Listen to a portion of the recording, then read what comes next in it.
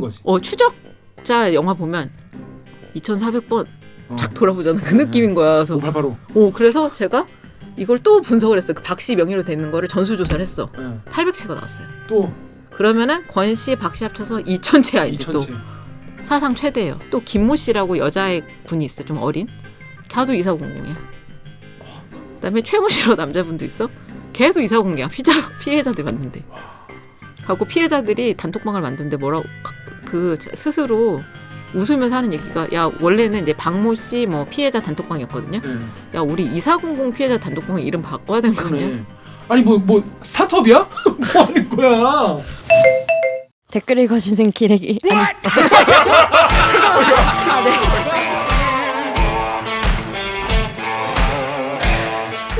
댓글 읽어주는 기자들 기레기 아닙니다. 지금 여러분은 본격 KBS 소통방송 댓글 읽어주는 기자들을 듣고 계십니다. 내가 이 세계에선 외람둥이? 그 앞에 것도 같이 읽어야지. 평범한 기자였던 내가 이 세계에선 외람둥이? 싫어하냐?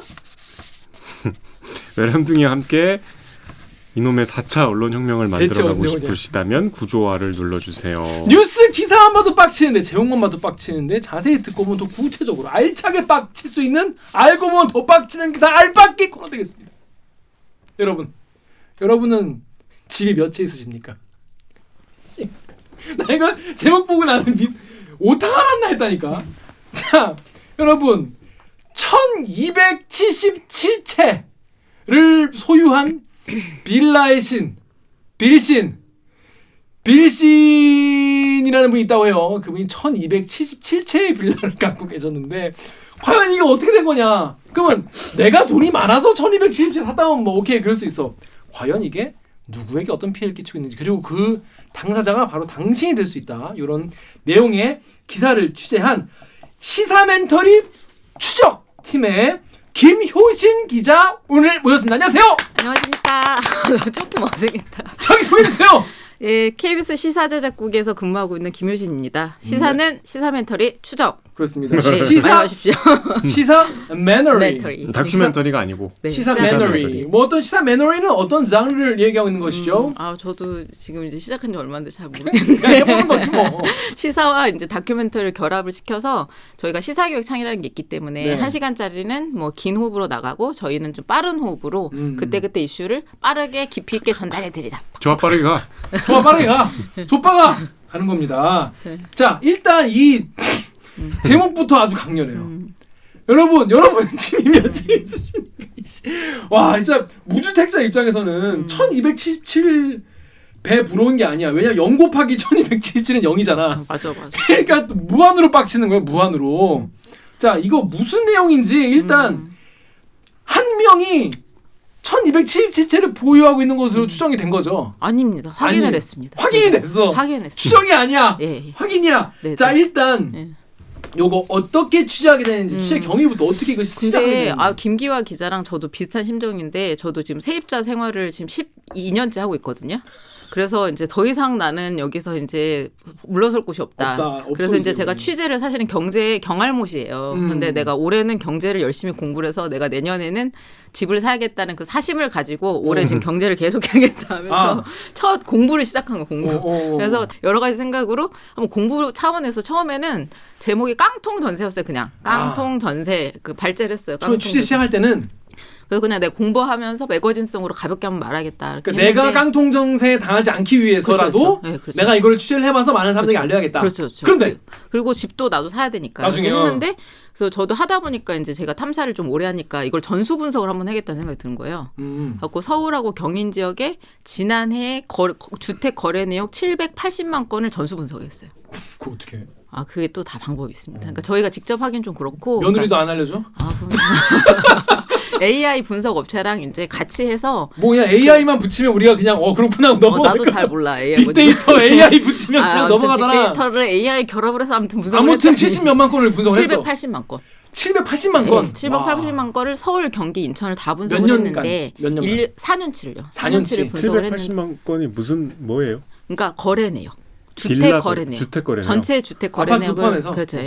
검색을 했는데 그러니까 저희도 그걸 하면서 이제 그냥 대략적으로 그냥 어떤 식으로 뭐 이런 전세나 갭 투자가 이루어지고 있다라는 지도 정도 그리려고 했어요. 근데 처음에. 하다 보니까 이제 분석한 업체에서 가지고 온 결과물을 봤더니 너무 황당한 거야. 왜요? 그래서 아까 말했던 뭐 이 갭 투자하는 사람이 너무 또 재밌는 게 서울에서 4년 전에 서울에 시작했어요. 갭 투자가. 막 시작하다가 자 여기서 제가 두 가지 용어만 정리하고 넘어갈게요. 일단 네. 깡통 전세라는 게 어떤 네, 건지 네. 설명해 주세요.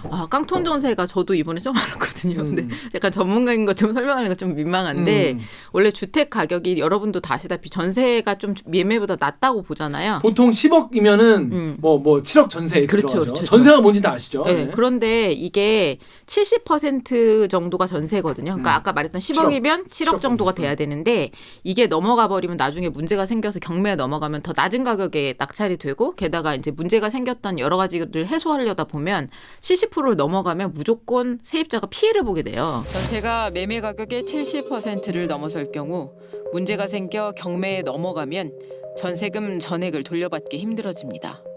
이를 깡통 전세라고 하는데 심지어 전세와 매매 가격의 차이가 없는 무갭 투자를 한 겁니다.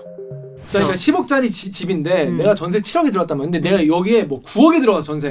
그래도 뭐 전세 가격이 높으면 9억에 들어가는 사람도 그렇죠. 있긴 있어요. 그렇죠. 근데 만약에 이 집주인이 뭘 잘못하거나 그렇죠. 이 집이 압류가 당하는 상황이다. 그렇죠. 그럼 근저당권이 첫째가 은행에 있기 때문에 그렇죠. 이거를 근데 그러면 이 사람은 그게 근저당권이 있는 집이라는 거예요? 아니 근저당권이 있다는 게 아니라 그러니까 그 아까 말했던 깡통 전세 70%가 깡통인데 이 사람 무갭을 한 거예요. 그러니까 전세하고 매매 가격이 같아요. 그러니까 심지어 10억짜리 집에 전세 가격이 10억인 거야. 그렇죠. 예를 들면 근데 이 사람이 예를 들어서 이 집을 뺏길 상황이 돼요. 예를 들어서 뭐 압류를 당한다거나 이러면은 이 집이 경매에 넘어가는데 그렇죠. 경매가는 막 후려친단 말이에요. 그렇죠. 그러니까 더 싸게 팔려.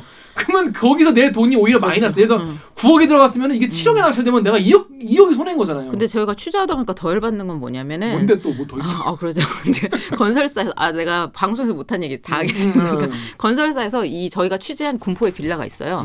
근데 그 군포의 빌라를 세입자가 2억 4,500에 들어갔거든요. 네. 근데 건설사에서는 뭐라고 하냐면 그 부동산에 자기네들은 2억 2천에 팔아달라고 내놨던 거예요. 그러면 그 2,500만 원 어디 갔어? 그 2,500만 원이 리베이트로 날라간 거예요. 부동산이. 그러니까 왜냐면 나는 빌라 또 이제 건설사가 하는 얘기는 빌라는 아파트랑 달라가지고 이거 분양을 하면 안 팔린대요. 누가 요즘엔 빌라 잘 들어오겠어. 근데 전세는 들어오거든. 그러니까 2억 4,500에 전세를 내놓은 다음에 나머지 캡 2,500만 원 가지고 뭐 부동산도 리베이트 받아먹고 집주인도 받아먹고 이런 구조로 막 그다음에 진행비라고 하더라고요. 제가 자료를 했더니. 그러니까 진행비로 쓰고 하면서 그렇게 이제 전세금을 올린 거를 가지고 나눠 먹은 거예요. 그러니까. 그 얘기는 뒤에 또 자세하게 말씀을 드릴 텐데 아무튼 깡통 전세라는 건 그래서 위험한 겁니다. 이게 맞죠. 집 주인이 이걸 뺏기게 됐을 때 요거에 대해서 우선권 있는 사람이 이걸 경매에 넘겨버리면은 이거 전세금을 못 들어받는 거죠, 전부 다. 근데 심지어는 무갭이니까 세입자는 무조건 처음부터 이제 피해를 예상하고 들어간 거죠. 자, 무갭이라면 뭐냐면 10억짜리 집인데 전세가 10억이야. 그렇죠. 이게 말이 되냐 말이죠. 그렇죠, 이런 그렇죠. 집이. 그러니까 실제로 이런 집 많지는 않아요. 아니 근데 요새는 많아요. 요새 많아졌어요? 그래서 이제 이게 문제인데 그 부동산 가격 계속 올라가다 최근에 약간 하락세를 보이면서 이제 그 갭 차이가 줄어든 거예요. 매매가랑. 그렇지. 그러기도 하고 작년 재작년에 이제 임대사업자 관련된 거를 그 세금을 많이 부과를 했어요. 그러니까 이제 이 사람들이 전세를 많이 안 내놓다 보니까 점점 양이 줄어들어가지고 전세 찾기가 힘드니까 오히려 이제 세입자들은 그 무갭이라도 내 들어가겠다. 왜냐면 내가 돌려받을 돈이라고 생각을 하니까. 전세금은. 네. 그러니까 깡통 전세는 근저당권이 설정된 전세 아니에요? 아니요. 근저당권이 설정된 전세가 아니라 70%를 넘어서면 깡통 전세라고. 일단 근저당권이 이제 설정돼 있는 데는 잘 안 들어가죠. 왜냐하면 그렇죠. 내가 은행에 이걸 뺏겼으니까. 가격 기준에서 70% 넘어가면은 깡통 전세라고. 왜 그 깡통이라고 그래? 아까 말했던 내가 이제 전세금을 돌려받을 가능성이 낮아지기 때문에. 그냥 깡통 땡땡땡 소리 나는 아무것도 비어 있는 깡통 전세 땡땡땡. 내가 이거 뺏길 수가 있다는 거죠. 그래서 그렇죠. 뺏겼을 때 경매가 보통가보다 더 내가 전세금을 더 많이 주면은 그만큼을 내가 손실날 수 있는 거죠. 그죠. 그래서 저도 처음에 그 분석 결과 보고 깜짝 놀랐어요. 1270 그래서 뻥 아니야? 말하면서 그래서 저희가 직접 찾아다니면서 하다 보니까 이게 상황이 좀 심각하더라고요. 자, 여기 네이버 댓글 자 읽어볼게요. 네. 롤라 어쩌님이 네. 신축 빌라의 90%가 저런 매물입니다. 전세 사기칠 의도로 빌라를 짓는 거고요. 주인이 저거 말만 집주인이지 노숙자 같은 사람 명의만 빌려주고 푼돈 받아서 길에서 사는 주거 불명의 인물이다. 전세금은 건축주가 먹고 도망갔고 계약할 때 집주인 명의가 바뀌었다면 보통 이런 사기다. 전세는 구축 빌라나 아파트로 가는 게 방지할 수 있다라고 하는데 일단 이게 네네. 어떤 구조인지 설명을 좀 해주세요. 먼저 집주인 세입자부터 설명해 주세요. 그 다음에 집주인, 부동산은 세입자. 그다음 건축주 이렇게 있으니까. 그러니까 아까 말씀드렸듯이 이제 요새 전세 구하기 힘드니까 이제 그 세입자들이 매매가랑 비슷하더라도 전세를 들어가겠다는 사람들이 있어요. 약간 깡통 전세를 하더라도 내가 지금 살아야 되니까. 근데 이제 건설주 입장에서 제가 아까 다시 말씀드리면 이게 건설주, 그러니까 건축주. 그 집 주인이 아니라 건축한 사람. 사람. 그러니까 이게 그러니까 분양이 안 되니까 전세를 먼저 자기네들이 계약을 하는 거예요. 그러니까 전세는 잘 들어오니까. 그렇죠. 전세는 잘 들어오니까 세입자를 받은 다음에 아까 말했던 매매랑 전세가가 같이 놨잖아요.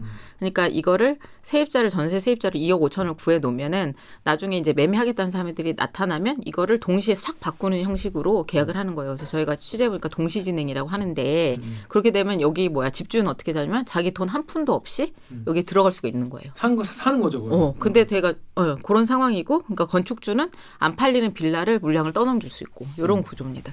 이제 싹 바꾸는 게 무슨 말이에요?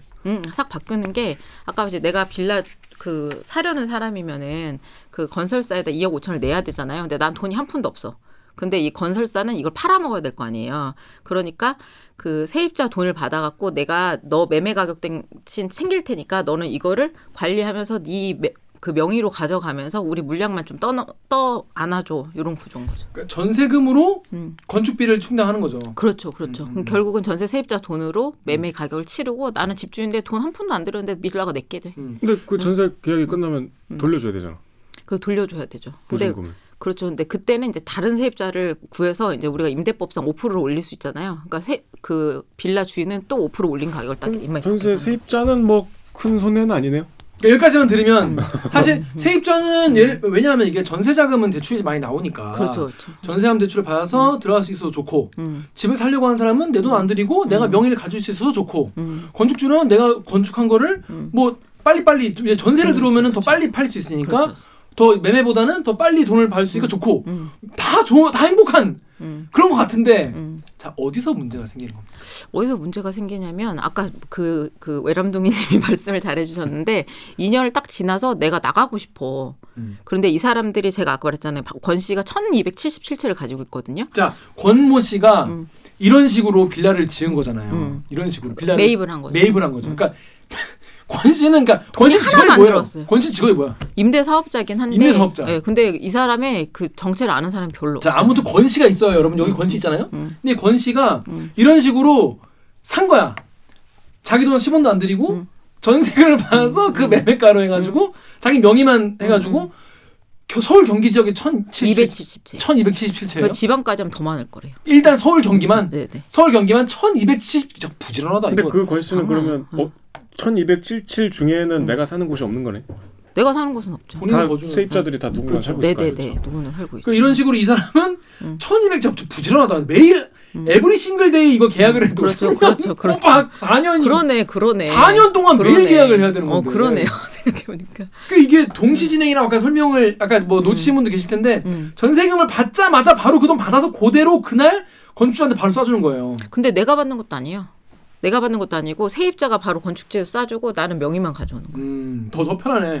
더 편해. 두 번 갈 필요 없어. 근데 그러면은 뭐 중간에 취득세나 이런 거 돈 많이 나갈 텐데 그런 거 어떻게? 그래서 그게 지금 문제가 된 게 이 사람이 이제 자기 돈이 하나도 없을 거 아니에요. 그러니까 2년 동안 양도소득세하고 종합부동산세를 하나도 안 내는 거야. 잠깐.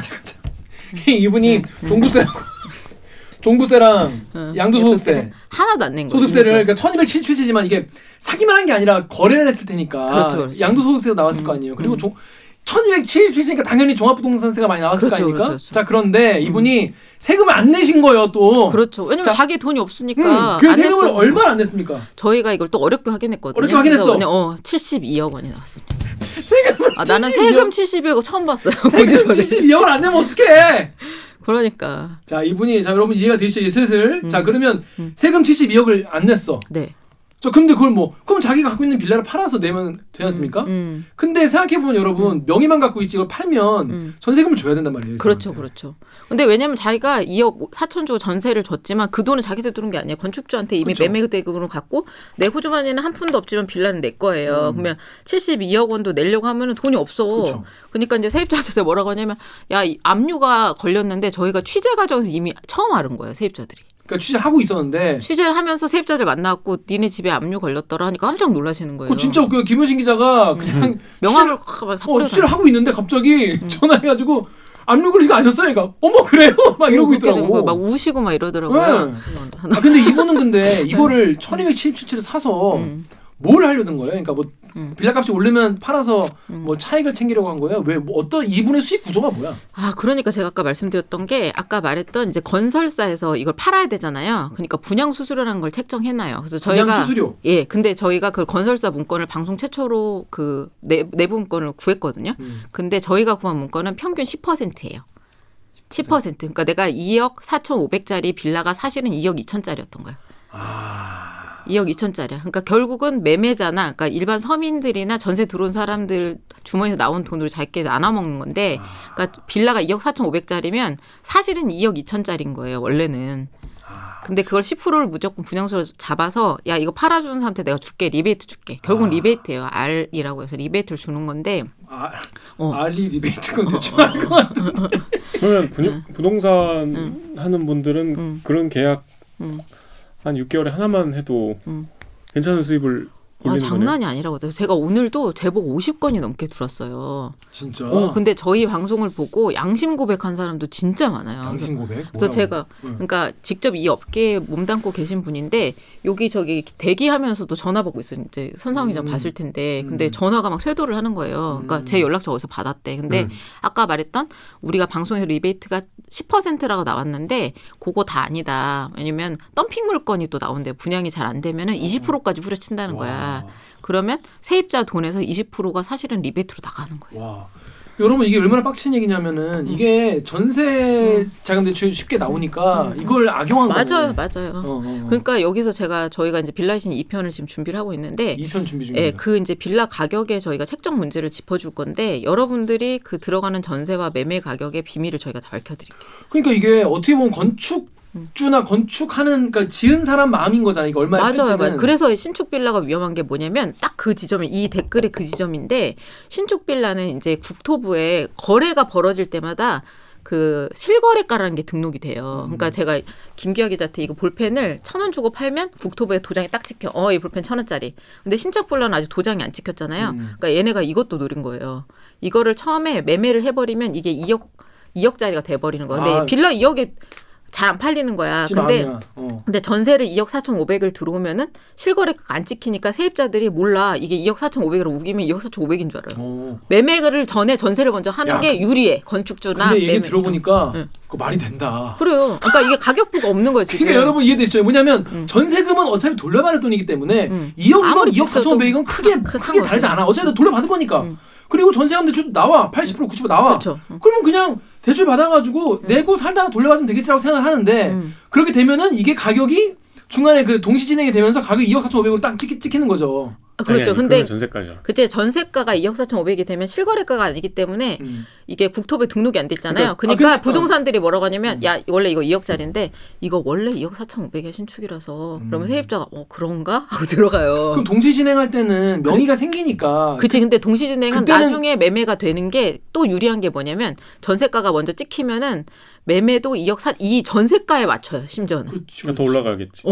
더 올라가면서 2억 4,500짜리 빌라가 되는 거야.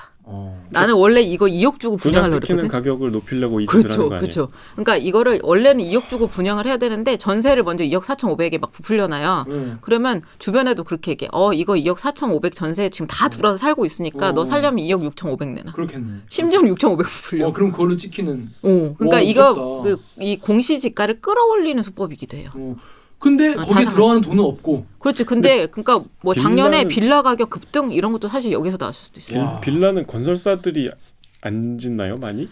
그러니까 거기서 또 이제 좋은 질문하신다. 역시 그러니까 훌륭하신 건축주가 분이네. 있다는 배운 거는 사람이네. 단독주택이잖아 늘. 배운 사람이야. 배우신 분. 배우신 분. 왜냐면 아파트는 일군 업체들이 그게 아니, 들어가니까 일군 업체들이 들어가니까 아파트는 이 분양이 쉬워요. 그러니까 우리가 이름 될 만한 아는 푸땡땡땡 뭐 이런 거. 그런데 이 빌라 같은 경우 그런 데서 안 들어와요. 그러니까 중소 업체들이 들어오다 보니까 분양이 잘 안 되니까 이런 어떠한 방법을 쓰면서 자기네들은 이게 빌라 분양 방법이래. 전세랑 매매가 동시 진행하는 거.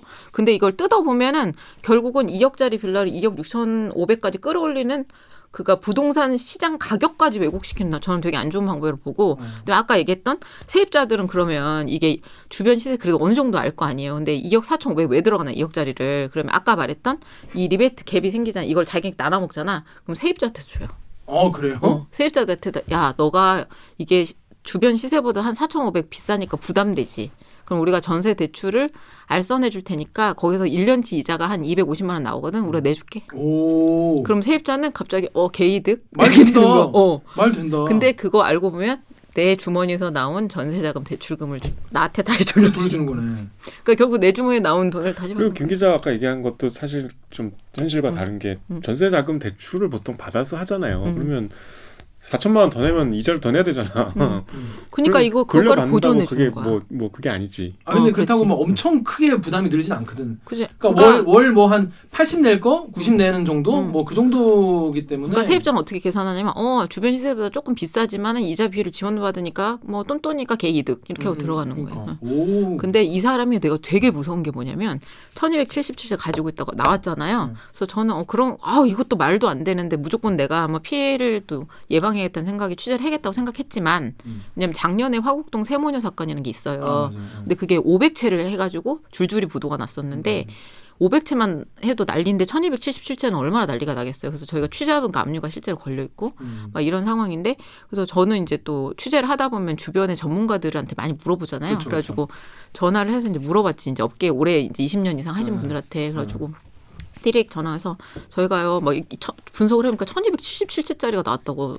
그래서 저희 변호사님도 이거 단군 이래 사상 최대 아니에요? 이럴 정도로. 그래서 권땡땡씨던데요. 그랬더니 그 업계 사람이 딱 한마디요.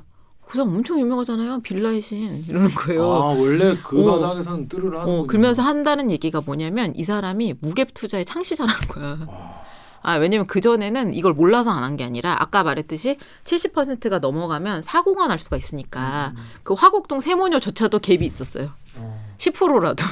내 돈 1,000만 원이라 들어갔단 말이야. 근데 무갭으로 시원하게. 그러니까 무갭으로 하면은 이건 아까 100% 사고가 나요. 그렇죠. 왜냐하면 아까 말했듯이 그 과정에서 세금 있고 뭐 있고 비용이 있단 말이에요. 그렇죠. 그래서 부동산 업계에서는 진행비라고 하거든요. 그거를. 취등록세 다 내고. 등록세 내고 하면 그 갭이라도 있어야 되기 때문에 무갭이면은 그러니까 마이너스로 봐야 되는 거예요. 그러니까 그렇죠. 내가 무갭. 근데 이거를 부동산 업계에서는 당연히 사고가 날 거기 때문에 무서워서라도 못 하는데 무갭 투자를 창시한 사람, 창시자래. 그래서 유명하다는 거야. 업계에선 원래 잘 나가고 유명했던 권땡땡 씨. 그러니까 그건 더 놀라운 거예요. 그러니까 우리는 모르는데 그 업계에서는 그렇게 돌아가고 있어요. 빌라들이 압류가 된 건 다 세금 안 내서요? 그래서 세금이 다 안 낸 건데 그다음에 이것도 또 윗당긴 게 아까 말했던 그 압류가 그러니까 예를 들어서 내가 돈을 빌려버리면은 사람들이 안 들어오잖아요. 그리고 오히려 경각심이 들어가는데 얘네들은 또 2년 동안 가만히 있어. 2년 동안 가만히 있고 아무런 문제가 없어요. 그런 상태에서 그 세금을 계속 자기 돈을 안 들어가야 되니까 누적 시키다가 2년 만에 뽕 터진 거예요. 그러니까 이제 속수무책이고 그런 상황에서 이제 뭐라고 하냐면 세입자들한테 웃겨. 지금도 2억 4,500이 되게 높은 거거든요. 높은 거예요. 원래 이제 금액보다 높게 책정이 돼 있잖아요. 아까 제가 말씀드렸던. 그런데 야 내가 세금도 있고 진행비도 있고 들어간 뭐 어떠한 그런 것들이 있으니까 너 2천만 원 더 내고 뭐 이렇게 엉장을 하든지. 그러니까 이게 아니면 2천만 원 더 내면 나 압류 풀어주고 다른 세입자 구해오든지 매매자 구해와 이러는 거야. 그게 무슨 말이에요? 그러니까 아까 말했던 2억 4,500에 처음에 전세를 들어갔잖아요. 근데 얘네가 이미 터쳐놨잖아. 세금 터쳐놓고 뭐 터쳐놓고 했잖아요. 그러니까 이거를 해결하려면 네가 2천 더 내. 근데 그럼 불법이잖아. 그 5% 이상 올리면 안 되잖아요. 5% 이상 올리면 안 되는데 합의하면 돼요. 아 진짜? 이거는 보증금을 올리는 게 아니지. 보증금 올리는 게 아니야? 내가 보증금을 네가 돌려받으려면 이거 돈을 더 내라는 거잖아요. 돈을 내거나 아니면 이 돈에 맞는 사람을 데리고 와라. 그래서 세입자들 단톡방에서 막 그 한탄을 하는 거야. 내가 다른 세입자를 몰래 그러니까 속여가지고 데리고 오면은 나는 나갈 수 있는데 이거를 폭탄 돌리기인데 내가 해야 돼요? 뭐 이런 하소연을 하는 거야. 서민들끼리 막 폭탄 돌리기를 하고 있는 거야. 이 사람 갭 투자자들의 뒤치다거리 하려고. 근데 이분들은 전세금 돌려받고 탈출을 해야 되니까 또 그분들 그치. 입장에서는 막 고민을 하는 거예요. 와. 양심의 가책은 드는데. 너무 무서운데? 그죠. 자, 여러분 제가 이게 김우진 기자의 기사를 그 추적 영상으로 처음 본 게 아니에요. 제가 자주 가는 커뮤니티가 있어요. 개드립이라고 제가 되게 애정하는 커뮤니티가 있는데 거기에 누가 글을 썼어. 전세 자기 30대 개붕인데 이것을 개붕이라고 하거든요. 네네네. 뭐 개붕인데 뭐 전세 사기 조심해라 그래서 봤는데 김우진 기자의 기사를 링크를 해놓고 2020년에 결혼해서 돌쟁이 이거 좀 긴데 한번 들어주세요. 돌쟁이 딸내미 하나 키우는데 어제 뉴스 김효신 기자 뉴스 보니까 내 집주인이랑 동일인이더라는 거야. 전화번호 2400. 맞아요. 그래서 깡통 전세 갭 투기 사기당해서 지금 부랴부랴 내용 증명에 지금 소송 절차하고 계시다고. 임대차 보증금 보증도 전셋집 압류 걸려서 지금 종이 쪼가리 됐고. 왜 세입자가 이 스트레스와 책임을 다 짊어져야 되나? 우리 집 말고도 빌라 4세대가 지금 같은 놈한테 당한 것 같다는 거예요. 마누라는 자기가 여기 살자고 해서 이렇게 됐다고 미안하다고 울고 불고. 어떡해. 다른 가구는 아직 움직임 없는데 나라도 빨리 소송해야겠다는 생각에 오늘 로펌 갔다 왔다. 안 피우던 담배도 피우고 짜증나는데 울적해 있는 와이프랑 앵얼거리는 아기들 앞에서 울적해 있을 수가 없어서 그냥 웃었다고. 자꾸 돈을 써. 팔보채 고량주. 나름 착실하게 살아왔고 30살에 어떡해. 작지만 열심히 할 수 있는 회사 이사까지 올라가서 힘낼 일만 남았는데 일이 꼬였다. 팔보채 고량주 한 병 다 마시고 마누라 맥주 한 잔 넘기고 재웠다. 항상 어려운 숙제가 주어지고 그 숙제에 간신히 넘기며 살아왔는데 이번 일은 어디부터 손대야 할지 모르겠다. 그래서 이제 이 어려운 숙제도 지나가서 술 한줄거리에 들 날을 길어본다. 개붕이들도 전세 사기 조심해라.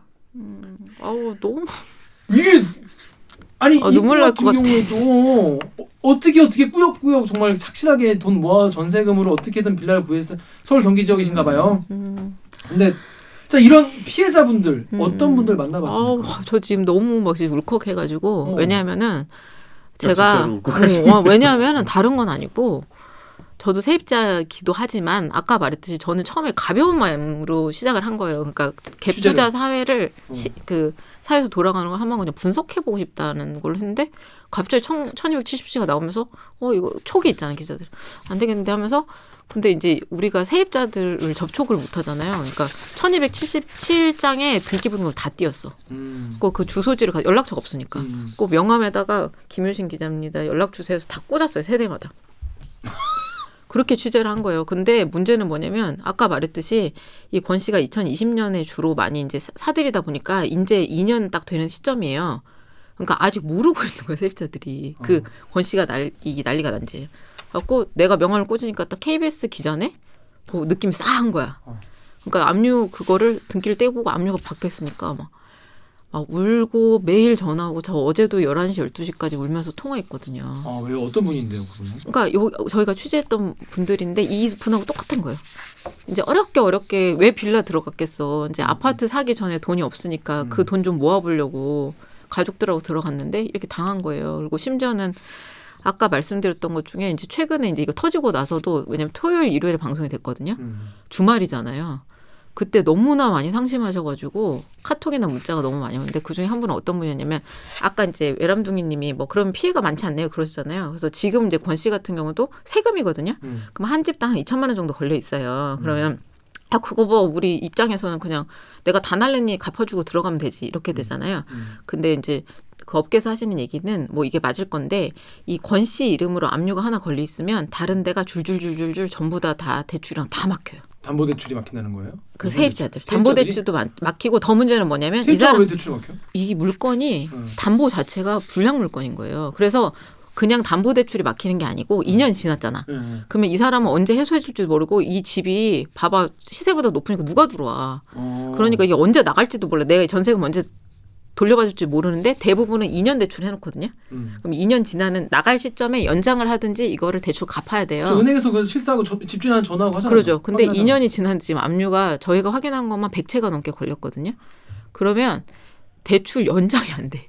그러니까. 그러면 내가 내 이름으로 2억 얼마를 해서 그 권 씨한테 갖다 준다면 이게 내 빚이 된 거예요. 이미 돌려받지도 못하는데. 은행에 갚아야겠네 그럼 전세자금 대출. 그래서 뭐라고 하냐면 전세자금 대출이 연장이 안 돼가지고 그러니까. 그러면 이거를 내가 갚고 나가야 되잖아요. 네. 그러니까 어떤 남자분 같은 경우는 이분하고 비슷해. 연세가 한 30대인데 자기가 사채를 썼대. 왜냐면 자기는 더 이상 이 집에 살고 싶지도 않고. 사채가 뭐 억대일 거 아니야 그러면. 그렇죠. 2억 5천, 뭐 1억 7천 뭐 이렇게. 쉣! 그래서 사채를 써서 자기가 150만 원씩 다달이 갚기로 했대요. 그래서 문제가 보고. 자기가 회사원에 생활을 하면서 퇴근해가지고 대리를 뛰고 하면서 150만 원을 지금 다달이 이제 원금 이자를 갚기로 했다는 거야. 근데 자기는 이렇게 해서라도 나가고 싶으니까 일단 그거를 은행에다가 자기가 이제 연장이 안 돼 갚았다는 거예요. 그러니까 여러분들이 생각하는 쉬운 문제가 아닌 게 이게 한 단 위라는 게 2년 뒤에 문제가 다 터지니까 문제인 거예요. 아니 내가 나갈 때. 그러면 이분이 이 집주인한테 채권자가 되는 거예요? 그렇죠. 그걸 어떻게 받으려고? 그러니까 이거는 이제 경매에 소송. 넘어가야 되는데 또 아까 건너뛴 게 있는데 세금 체납은 얘네 더 문제가 뭐냐면 세금 중에서 다는 아닌데 당해세라고 그 부동산 자체에 부과되는 세금이 있어요. 양도소득세, 종합부동산세는 이 부동산 건물 자체에 빚이 와서 딱 붙어. 그러니까 간접세가 아니라 딱 붙어서 요거는 이 부동산에 딸려 있는 거예요. 그래서 요거를 갚지 않으면 무조건 그 경매에 넘어가고 전입신고보다 우선이에요.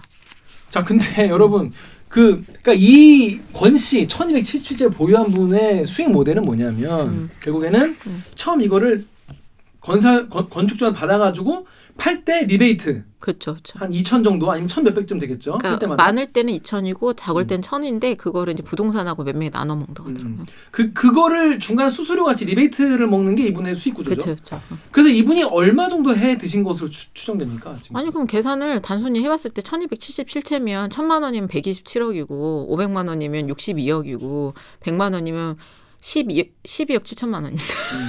그러니까 이분이 아마 1,000만 원, 2천만 원씩 해먹었다고 치면 한 240억 정도, 250억 1,000만 원이면 127억, 127억. 그다음에 2천만 원이면 254억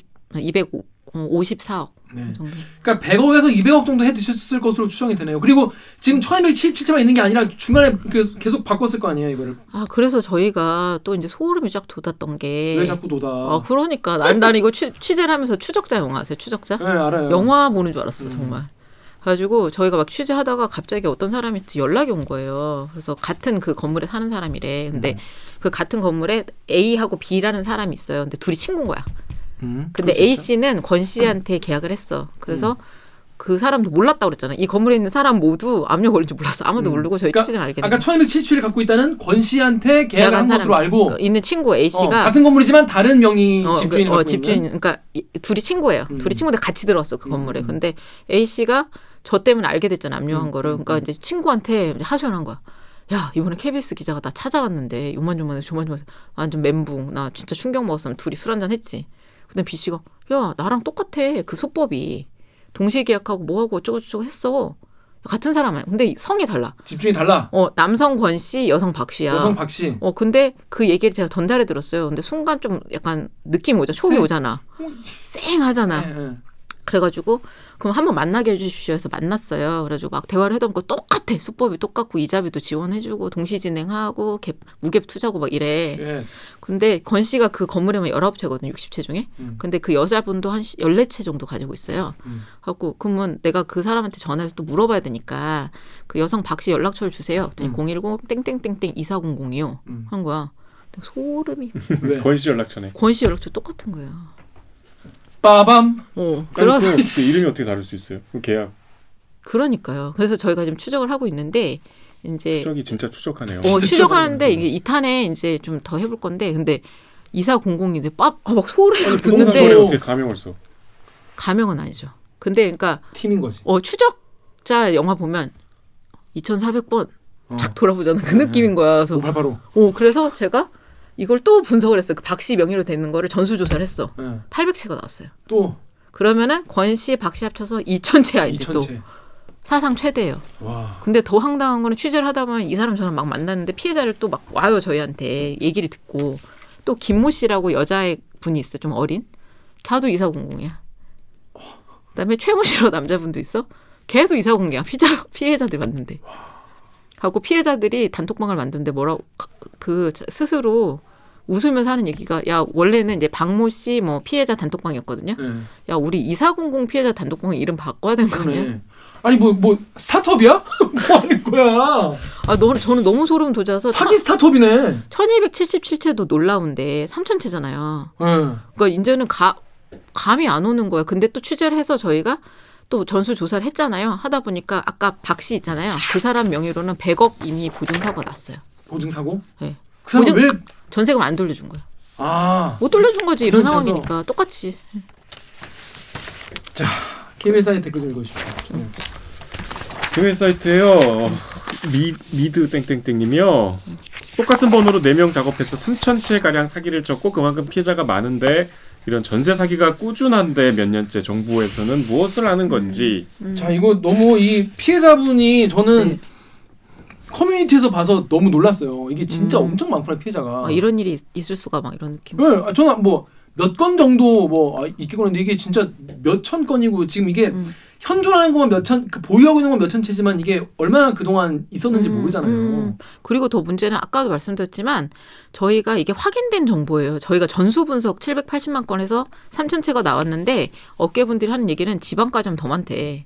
근데 저희는 지방은 너무 많아서 못 탔고 서울 경기만 했는데 3,000채가 나왔으니까 3,300채인가? 또 소름이 돋는 게 아까 2,400번 했잖아요. 근데 저희가 시기별로 나눠봤더니 2020년 전 2년 전에는 박모 씨 그 여자분 이름으로 막 한참 했어. 그러다 2020년부터 최근 2022년까지는 권모 씨 이름으로 막 해서 2,400번이 전화번호. 그다음에 이제 올해 들어서는 김모 씨 이름으로 하고 있어요. 이 마치 무슨 범죄 영화 보면은 이번엔 누구를 좀 배우로 쓰자 뭐 이렇게 하잖아. 그런 느낌이에요. 그런 느낌이네 진짜로. 선수 입장 뭐 이런 거. 그러니까 선수 입장 뭐 이런 느낌이네. 그래서 이거는 제가 여기서 최초 공개하는 건데 그래서 이제 그 상단에 아마 최모 씨라는 사람이 있는 것 같아요. 아 제일 위에는 이분을 실제로 만난 사람을 최근에 겨우 만났어요. 근데 방송을 아직 못 당겼어요. 왜냐면은 너무 이제 빨리 제작을 해야 되니까. 근데 그분이 하는 얘기가 자기도 그 사람을 사업상으로 만났는데 저는 100% 선량한 사업가인 줄 알았대 본인은. 최 씨.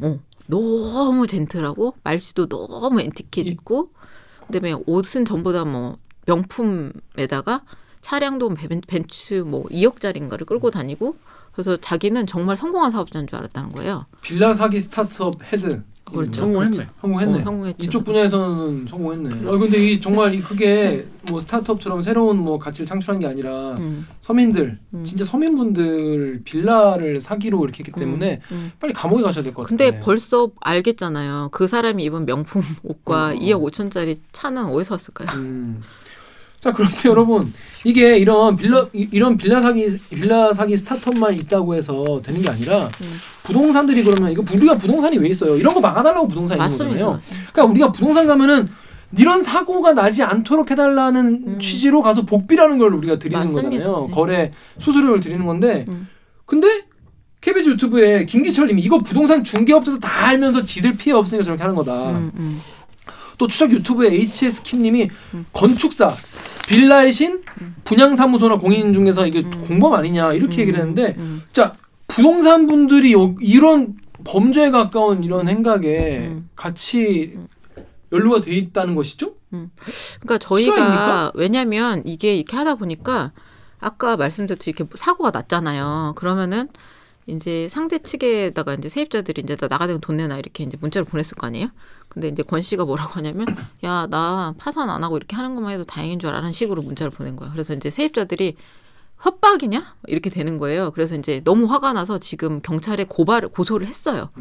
그러니까 그렇게 했는데 이 부동산 중개업자가 이제 경찰 수사 결과가 나와봐야 정확한 거기 때문에 저희가 예단은 할 수는 없지만 이 제가 취재 과정에서 이제 방송에는 안 남겼지만 그 부동산 컨설팅 회사를 여러 군데를 잠입을 했거든요.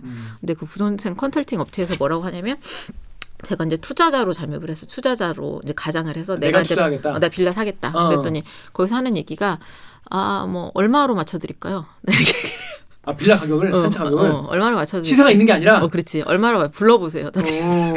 그래서 이거 얼마짜리예요? 제가 물어보니까 2억 2천짜리가 있어요. 그러면 뭐 2억 9천 돼요? 내가 이렇게 물어봤더니 2억 2천이야 원래 이제 시세 2억 2천 돼. 2억 9천 돼요? 그랬더니 그거는 좀 너무하고 요새는 그렇게까지 하면은 큰일나요. 2억 7천까지 이렇게 그랬더라고. 그래서 세입자를 와서 하는데 5천을 한 방에 올려버리네. 그러면서 한다는 얘기가 아까 얘기했듯이 제가 그랬어요. 이제 왜냐면 취재를 이미 한창 한 다음에 들어갔기 때문에 다른 데서는 뭐 이자도 지원해주고 세입자 이렇게 해주고 뭐 해준다는데 그랬더니 그런 건 당연하죠. 뭐 전혀 걱정 마시고 진행비 저희가 다 내 뭐 세금 투자자로 들어갔다는 게 내가 그걸 빌라 사겠다고 사겠다고 들어간 거야. 빌라 뭐 세금 진행비 계약비 저희가 다 해드리고요. 제가 1,000만 원 뭐 드릴게요. 현금으로 현찰로 그 집주인에 1,000만 원. 그래서 제가 2억 7천짜리 빌라를 샀는데 제가 1,000만 원 생기는 거예요? 그랬더니 맞대. 그리고 사모님 걱정 마세요. 2년 뒤에 현행 법상 5% 올리게 생겼으니까 이거 무한계도 재테크예요. 그러니까 2년 뒤에 또 5% 받아 챙기고 2년 뒤에 5% 받아 챙기고 하시면 되니까 이거는 너무나 진짜 그냥 그 손 하나 까딱 안 하고 돈을 드는 거 같이 생각하시네. 너무 좋아요. 말하면서 나한테 그러면서 한 100채부터 한번 해보실래요? 저 이러더라고.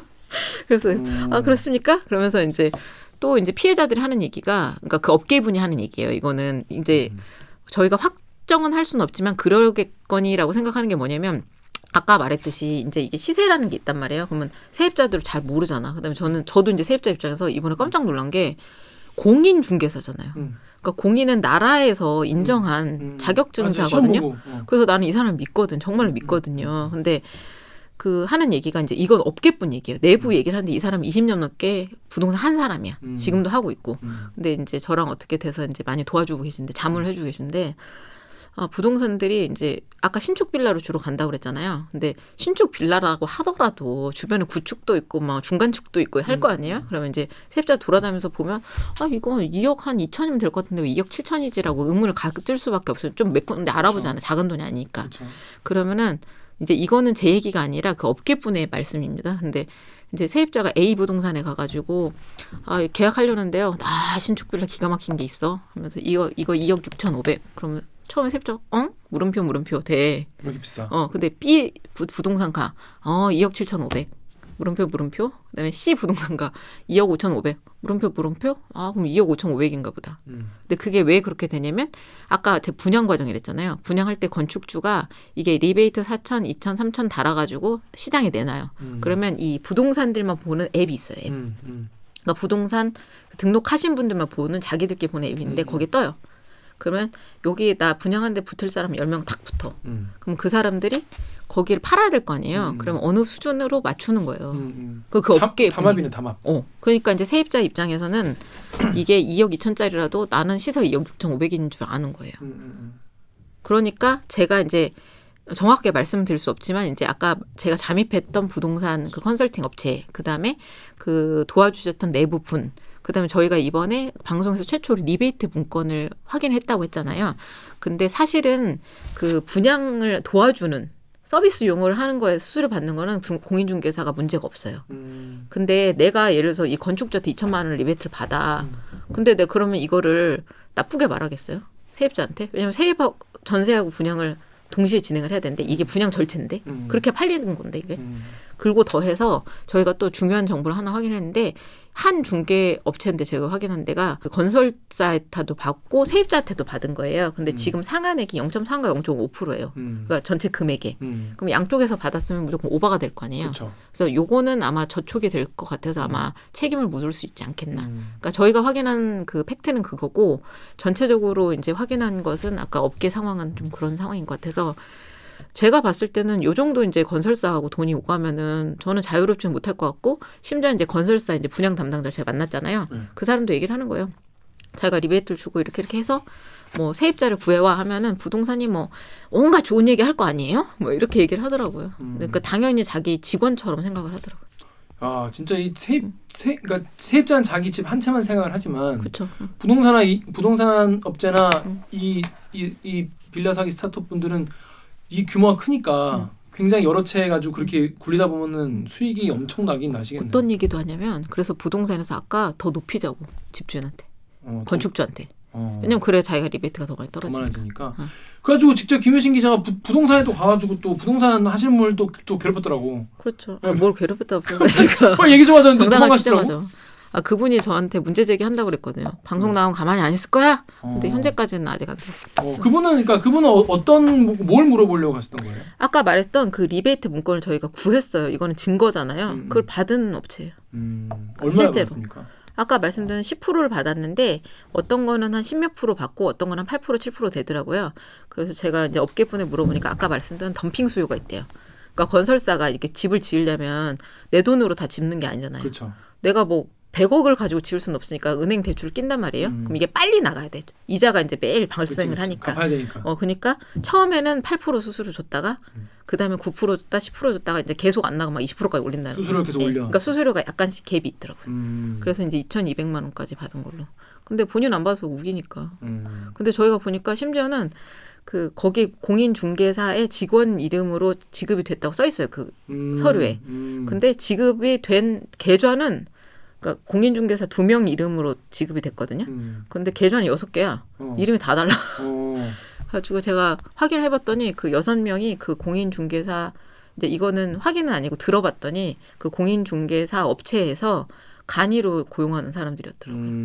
그러니까 그렇게 알고 있더라고요. 그 건축주가. 통장 빌려준 거구나. 그렇죠. 차명이죠. 자, 근데 그러면 뭐가 불법인 거예요? 불법인 포인트는 어떤 겁니까? 제가 아까 말씀드렸듯이 이 공인중개사가 주변 시세하고 보다 높게 내지는 이렇게 속여가지고 이 조건을 속인 거잖아요. 그렇죠. 동시계약이 일어난다든지 이런 거를 속여가지고 했으면 공인중개사법 위반이고 더해서 아까 리베이트가 용역에 대한 거기 때문에 내가 A라는 행동을 한 거에 대한 수수료를 받을 수 있어요.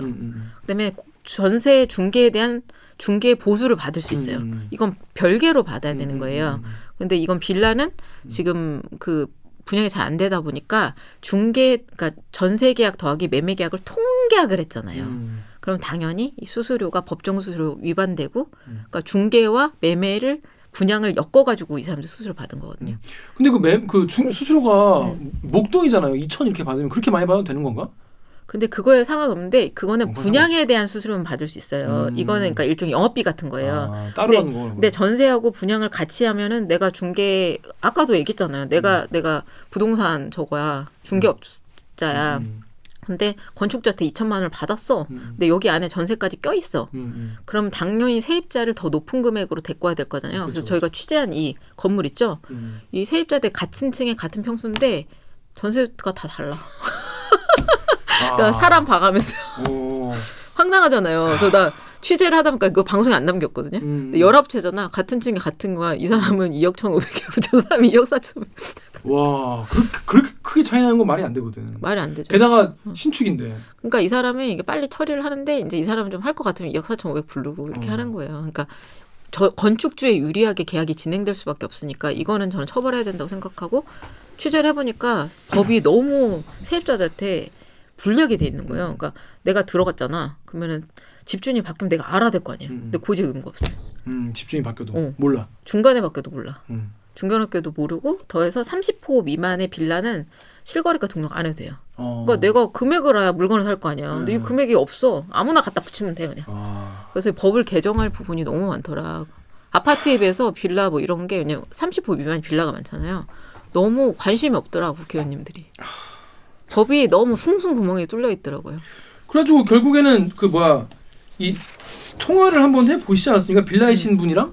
빌라이신은 처벌 포인트가 있는데 일단 저희가 통화하신 분 사실은 그 권 씨가 아니고 아까 말씀드렸듯이 여러 명이 지금 결합이 돼 있는 상태고 이 사람들이 얼마나 철저하냐면은 제가 어떻게 취재를 하다 보니까 이 사람들의 개인 번호도 몇 개 확인했거든요. 2400 말고. 왜냐면 이건 대표 번호니까 각자 쓰지가 있을 거 아니야. 근데 황당한 뭐냐면 2400번으로 세입자마다 문자를 칠 거 아니에요. 저 나가야 됩니다.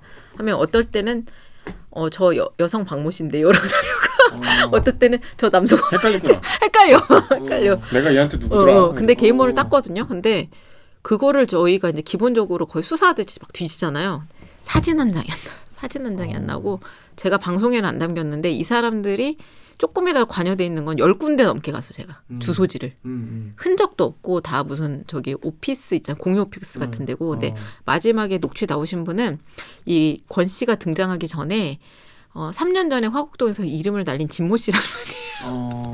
근데 이분을 왜 넣었냐면 이 사람은 너무 수백억대 한 500억인가? 막 이미 보증사고가 난 상태니까 거기가 에필로그성으로 저희가 이제 이런 사람들의 심리 상태는 어떤지 이제 제가 전화를 해봤더니 막 저한테 막 화를 내더라고. 뭐라고 화를 내요? 내가 뭐 뒤져야 지금 네가 속이 편하겠냐? 돼줘야지. 내가 한강에 막 뛰어 분신 자살해볼까? 하면서 야 솔직히 그 집 네가 살고 있는데 왜 나한테 책임지라고 그래? 아 세입자인 척하고 전화하셨구나. 아니요 기자라고 했는데 하고, 야 세입자들이 지네가 살고 있는 집인데 왜 나한테 책임지라고 그래? 이러면서 그래서 저도 약간 당황해가지고 내가 지금 뭐 잘못 말실수했나? 약간 논리가 막 꼬이더라고요. 약간 정신이 왔다 갔다 저도.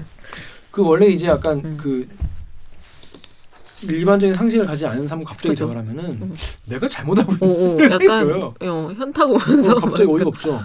좀 어이가 없죠. 그렇습니다. 근데 이제 뭐 건축업자분들이 다 그런 건 아니잖아요. 그렇죠, 그죠? 그렇죠. 근데 이제 일부 이런 빌라 사게 있는 건데 권모 씨 일당 지금 3,000채 가량 갖고 있는 것으로 서울 경기 지방만 전국 얼마인지 모르는 그렇죠. 그 일당 그 팀 그 스타트업 그분들 뭐 지금 뭐 법을 위법 사항 같은 게 어떤 거를 좀 적용이 될까요? 저도 사기 취재를 되게 많이 해봤거든요. 근데 주가 조작도 해보고 여러 가지 M&A도 해봤는데 사기가 되게 어려운 게 고의성을 저기 그 증명을 해야 돼요. 그러니까 얘가 내 뒤통수를 쳤어도 100m 전부터 마음을 먹고 이를 꽉 깨물고 막 튀어가서 뒤통수 탁 쳤는지 아니면 지나가다 팔꿈치가 스쳤는지가 다르잖아요. 근데 사기도 비슷하거든요. 근데 그게 이 사람 머릿속에 들어가지 않는 이상 어떻게 저희가 확인합니까? 그렇죠. 제가 고의로 이렇게 내심을 알 수 없지. 근데 격언이 있잖아요.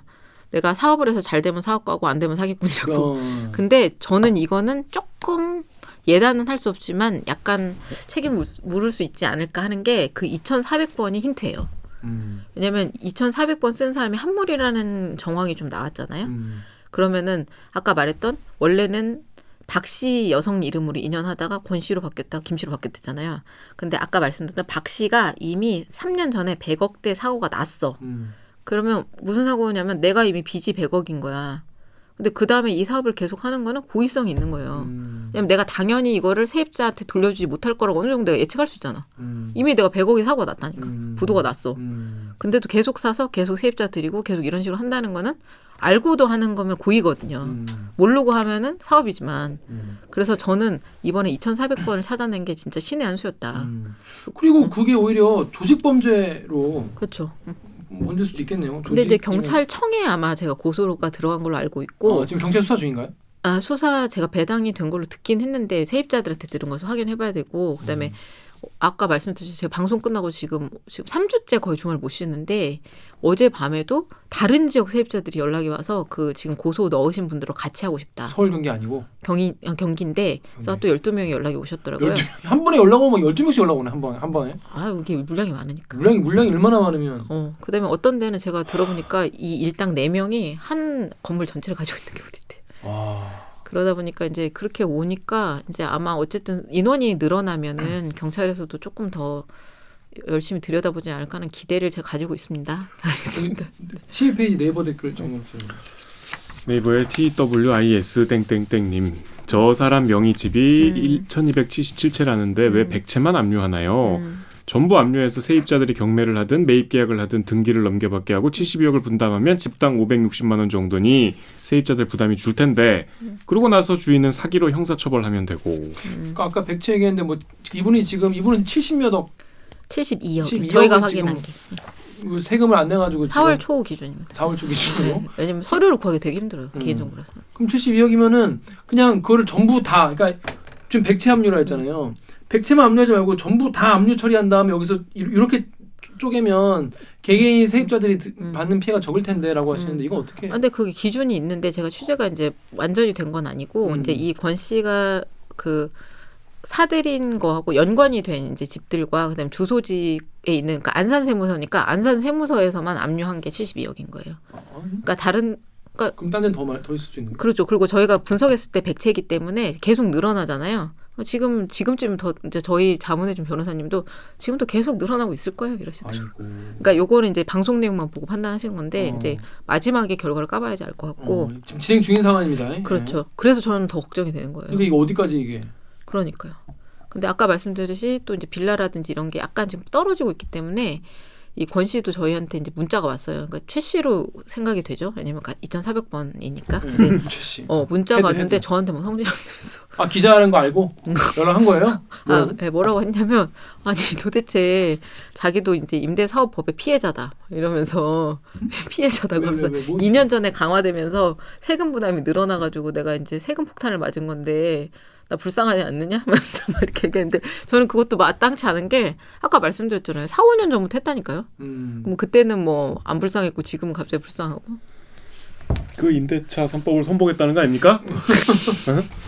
그렇구나. 그래서 이런 임대 사업자분들이 허리가 등골이 휘신다고. 아니 알겠는데 그럼 제가 말씀드렸잖아요. 그럼 어느 정도 갭을 두고 내가 하다못해 몇 천만 원이든 몇 억이든 자기가 기본적으로 가지고 있는 돈이 있어야지. 그래서 내 세입자가 2년 있다 나갈지 1년 있다 나갈지 6개월 나갈지 어떻게 알아요? 그러면 그때 돌려줄 유보금이 있어야 될 거 아니에요. 당연하죠. 근데 그거 없이 한다는 것 자체가 뭐 책임이 있는 건데 그렇게 얘기하는 것 자체가 이상하지 않아요? 말이 안 되는 거죠. 예를 들어서 아까 말했던 1277채면 2억씩이라고 해도 벌써 그러니까 250억이 넘는 돈이에요. 자기가 가지고 있는 자산이. 그럼 우리가 언뜻 생각해서 250억 자산 가면은 하다못해 100억이라도 자기 돈 있어야 되는 거 아니에요? 그래야지 기간이 안 맞아도 돌려줄 수가 있는데 이거는 이미 벌써부터 어긋날 수밖에 없는 상황이잖아요. 그렇죠. 응. 뭐 사내 유보금 뭐 이런 게 전혀 없는 거잖아요. 그러니까 대응이 전혀 능력이 안 되는. 없는 거기 여기 때문에. 빵꾸나면 그냥 와장창인 거잖아요. 그러잖아요. 그거는 이미 저는 문제가 있다고 보는데 그거에 대한 문제의식이 없는 게 저는 더 놀랍더라고요. 문제의식보다 일단 양심부터 일단 없으신 것 같은데. 그러니까 아까 말씀드렸죠. 업계뿐이요. 자기네들은 알아도 못하는 행동이라고. 간도 크지. 근데 간이 큰 분들이 뭐 이런 뭐 스타트업도 하시고 사업도 하시고 뭐 잘못하면 사기도 치시고 그런데 지금은 사기로 왜냐면 피해자가 생기고 있으니까 그리고 그 피해자분들한테 굉장히 뻔뻔하게 지금 뭐라고 얘기하냐면 그 기사에 나오는데 아니 그러면 세입자가 지금 깔고 앉아 사는데 본인이 방안을 강구하든지 뭐 이렇게 얘기한다고. 그 네가 살고 있는데 왜 나한테 그래? 너 살아. 네가 경매 받든지 알아서 살아 이렇게 하면서. 그래서 저도 더 이상 대응 논리가 떠오르지 않아가지고 네? 하면서 어버버 하다가 끊겼습니다. 그렇습니다. 자 이게 여기까지가 일단 지금 진행 과정인데 저는 김효신 기자의 그 추적을 보고 굉장히 아쉬웠던 점이 그래서 우리 어떻게 해야 되나 우리 진짜 이거 안 당하려면 우리 같은 세입자들이나 이런 사람 어떻게 하면 되는지 추적 유튜브에 유미소님 댓글 정리 좀 해주시죠. 유미소님이요. 깡통빌라 사기를 당하지 않으려면 어떻게 해야 하는지 정부에서 해야 할 일 등도 알려주면 좋겠습니다. 이런 게 안 나와서 아쉬웠는데 이 자리에서 좀 얘기 좀 해주시죠. 이거 조심하려면 근데 나는 지금까지는 부동산 가. 그렇죠. 부동산 가면 돼라고. 그렇죠. 그거 막으라고 복비 주는 거야 이렇게 그렇죠. 얘기했는데. 그러니까 뭐 예를 들어서 그것도 아닌가 봐요. 4인 간 직거래가 아니면 좀 다행이다로 다 생각하고 있잖아요. 거기 공제증서도 있고 어쩌고저쩌고. 그런데 그 깡통 빌라 사기를 당하지 않으려면 아까도 말씀드렸지만 사실은 법이 촘촘해야 되는데 30호 미만 빌라에 대한 게 너무 숭숭숭 구멍이 뚫려 있어서 제가 9시 뉴스에 나가서 할 수 있는 게 개인이 조심하다는 얘기밖에 못 하는 거예요. 뭘 조심해야 돼? 이게 전세가율이 너무 높으면 조심해야 되는 그렇죠. 근데 이것도 비현실적인 게 아까 말씀드렸듯이 지금 전세가 없으니까 난 당장 전세에 들어가야 되니까. 급한 분들이 있죠. 근데 그래도 한 번만 더 생각하시고 반전세든지 아니면 그걸 들어가시고 아까 말씀드린 등기부 등본이 깨끗하면은 오히려 조금 더 고민해보고 그다음에 요새 이제 아까 말씀드린 이자라든지 이사비 지원해준다고 하면은 또 한 번 고민해보고 그 돈이 내 돈 아닌가. 이사비 지원 같은 거. 그러니까 이사비 지원한다는 건 그 빌라가 안 팔리는 빌라라는 얘기예요. 그렇죠. 결국은. 그러니까 내가 나갈 때도 그러니까 문제라는 게 큰 문제는 아니더라도 뭐가 나가기 어려운 빌라일 수가 있는 거예요. 그러니까 이사비 지원하는 거잖아요. 그리고 더해서 아까 말씀드렸듯이 이분들이 약간 진화한 게 이제 나가기 직전에 막 터져요. 그러니까 진짜 어쩔 수가 없는데 그 등기부 등본을 계속 떼보셔야 되고 그다음에 그 당연한 얘기지만 전세 보증보험을 들으셔서 일부라도 보전받을 수 있게. 근데 안 드시는 분 되게 많아요. 확정일자까지는 받으시는데 보증보험을 안 드시는 분들이 많아서 꼭 좀 들으셨으면. 왜냐면 한 달에 한 5만 원, 6만 원, 8만 원, 10만 원 뭐 이 수준이니까 들어놓으시는 게 이제 더 큰 화를 막을 수 있을 것 같고. 그다음에 정부에서는 앞서서 말씀드렸지만은 30호 미만 빌라에 대해서도 실거래가를 알게 해주세요. 왜냐면 내가 소비자인데 이게 얼마짜리인지 알고는 사야 될 거 아니에요. 모르니까 아무나 와서 가격 붙이니까 이런 사달이 나는 거고. 그다음에 아까 말씀드렸듯이 내가 중간에 집주인이 갑자기 변한다? 바뀐다? 그럼 이상하잖아. 알려줘야 돼. 그렇죠. 내 권리를 찾을 수 있을지 아까 말했던 이걸 받는지 뭔지도 이게 써놔야 될 거 아니에요. 그러니까 그거를 고지할 수 있는 의무를 좀 법적으로 알려주라. 내가 집주인을 바뀌었는지 모르는 사람도 되게 많았어요. 이번에 취재하는데. 그리고 할게요. 권 씨가 이제 임대사업자인데 옛날에는 임대사업자들 그래도 괜찮은데 이제 선의 임대사업자들도 세금 폭탄이 있긴 해요 지금. 그러면 이 사람이 개인지 임대사업자 정도는 내가 또 알고 해야 될 거 아니야 사람을. 근데 원래는 등기부등본에 임대사업자 이렇게 쓰도록 돼 있거든요. 안 써도 아무도 관심 없어요.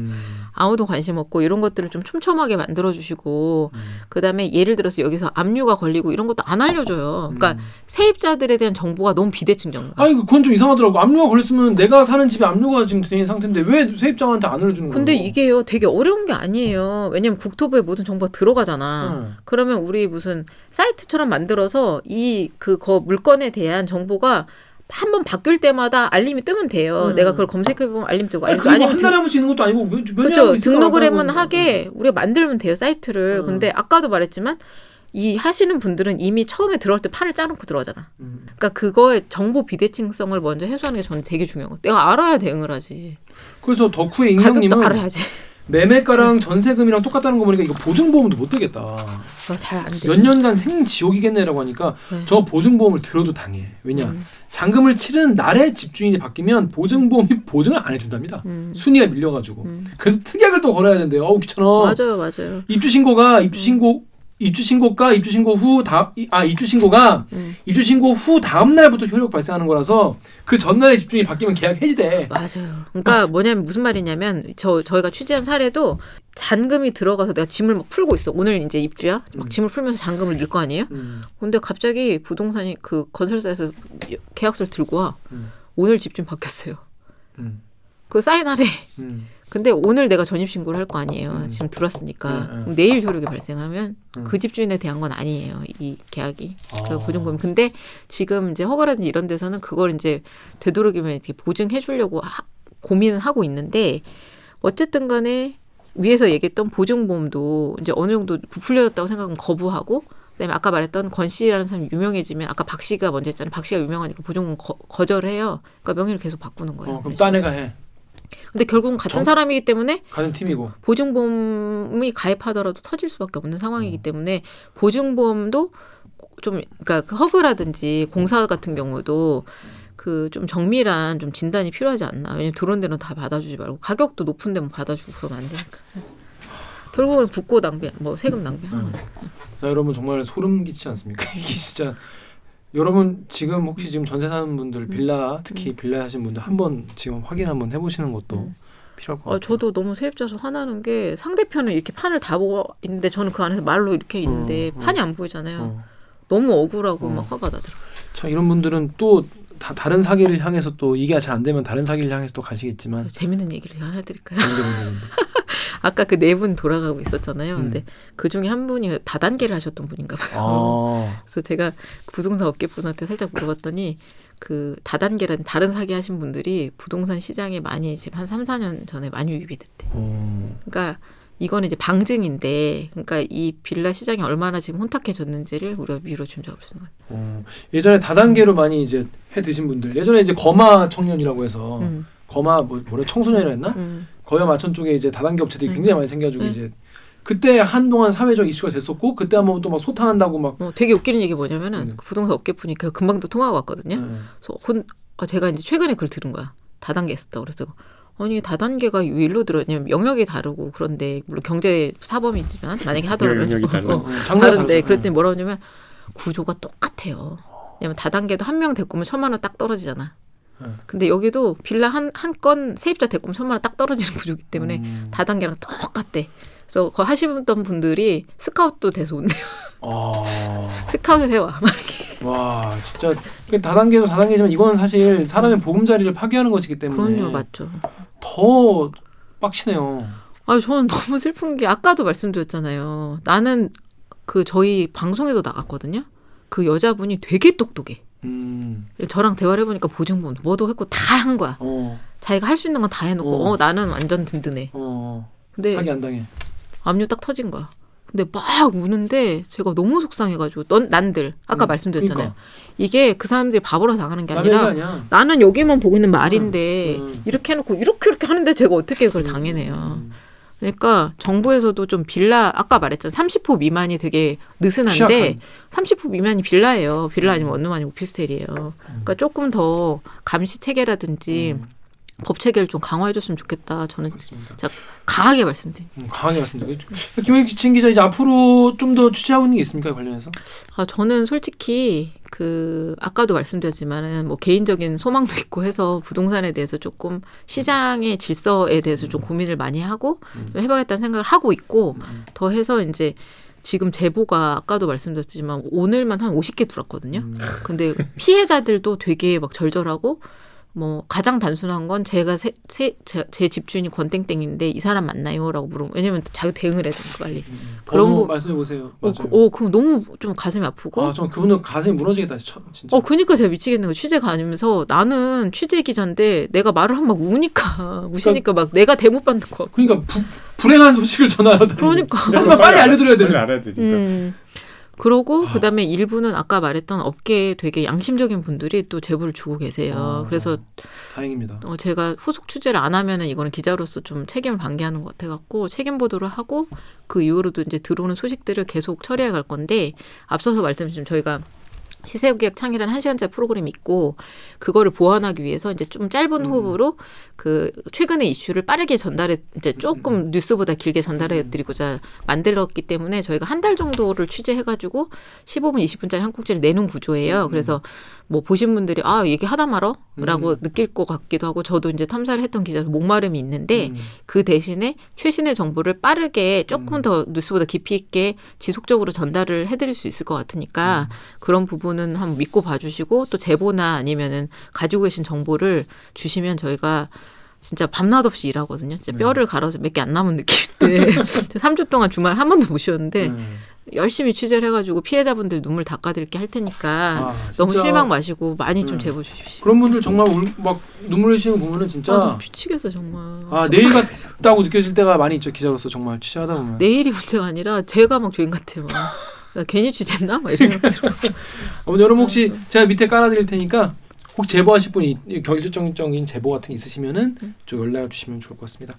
자, 김은식 기자 오늘 댓글 읽어준 게 스튜디오에서 출연 처음 해보셨는데 어떠셨습니까? 저는 너무 영광스럽고 여기 팬이 너무 많아가지고 제 주변에 제가 몇 번 카톡 했었잖아요. 뭐 여러분들이 팬이신데 여기 나왔다고 제가 이제 동네방네 좀 자랑을 하고 저희 회사에서 몇 없는 되게 일종의 미디어 비평 프로그램인 것 같아요. 제가 봤을 때는. 그러잖아요. 그렇죠. 댓글을 통해서 반성하고 잘한 기자 데려다 칭찬해주고 못한 기자들은 질책하는 몇 없는 미디어 비평 프로그램인데 또 이제 유튜버들을 있는 시청자분께 더 편하게 다가가는 프로그램이니까 뭐 승승장구하셔서 저 한 3번 정도 더 불러주시기 바라겠습니다. 근데 이거는 정말 앞으로 어떻게 되는지 더 저희가 진짜 어떻게 계속 추적하시는지 잘 주시면 저는 그냥 뼈를 그냥 싹 다 가르려고. 그렇습니다. 여러분 이제 3개 나올 때까지. 3개 나올 때까지, 3개 나올 때까지 열심히 하신다고 합니다. 자, 여러분도 정말 계약하실 때 조심하십시오. 그 부동산을 100% 믿을 수 없다. 그 얘기도 있었어요. 아까 하다 말았는데 특약 얘기 나왔잖아요. 그래서 그 중간에 집주인이 바뀌거나 뭐 계약 조건이 바뀌면 무효로 한다는 특약 거시는 분도 많은 게 저한테 제보가 왔거든요 오늘. 근데 저도 잘 몰랐었어요. 근데 자기가 이제 밑바닥에서 하도 이거를 사기를 당하니까 깨우친 거라고 꼭 알았으면 좋겠다고 여기 나와서 얘기를 해달라고 했었는데 깜빡했습니다. 그렇구나. 특약으로 걸 수가 있다. 계약을 할 때 집주인이 바뀌거나 압류당했을 때도. 그렇죠. 압류를 포함해서 이제 그 계약 상황과 바뀌는 상황이 있으면 계약을 무효로 한다. 이제 전세금을 그러니까 뭐 까지 않고 돌려준다 뭐 이런 특약을 걸 수 있대요. 그래서 그런 시청자 제보가 있었어요. 저도 확인은 안 해봤는데 그 얘기 꼭 해달라고. 여기서 듣고 또 가서 부동산 하시면 안 돼요. 또 그런다 또 부동산에서 또. 그 얘기도 하더라고요. 그래서 처음부터 그 얘기를 하면 부동산이 기분 나빠하니까 중간에 어떤 쿠션을 두고 그러니까 부동산 2군데 끼고도 할 수 있거든 계약을. 그러니까 그런 식으로 하든지 특약을 좀 다양하게 촘촘하게 걸으라고 꼭 얘기해달라고 누가 저는. 여러분 진짜 왜냐면 인생에 임대사업자 아니면 이런 계약 할 일이 많지 않거든요. 그리고 더해서 세입자도 이렇게 해야 됩니까? 진짜 나 솔직히. 진짜. 자, 그렇습니다. 여러분도 좋은 계약 하시는 좋은 계약하세요. 좋은 계약 하세요. 좋은 계약 하시길 너무 기원하겠습니다. 자, 그러면 오늘 이번 댓글 읽어준 기자들 이번 주도 참여 방법 알려드리면서 마무리하겠습니다. 기자님들. 대들기는 매주 수목 유튜브 팟빵 아이튠즈 파티 네이버 오디오 클립을 통해서 업로드됩니다. 저 김효신처럼 대립기에서 보고 싶은 기자 혹은 다뤄줬으면 하는 기자가 있다고요? 방송 관련 의견은 인스타그램, 유튜브, 팟빵 계정에서 댓글을 남겨주세요. 오늘 영상에도 구독과 좋아요 꼭 눌러주세요. KBS 뉴스 좋았어. 또 만나요. 안녕.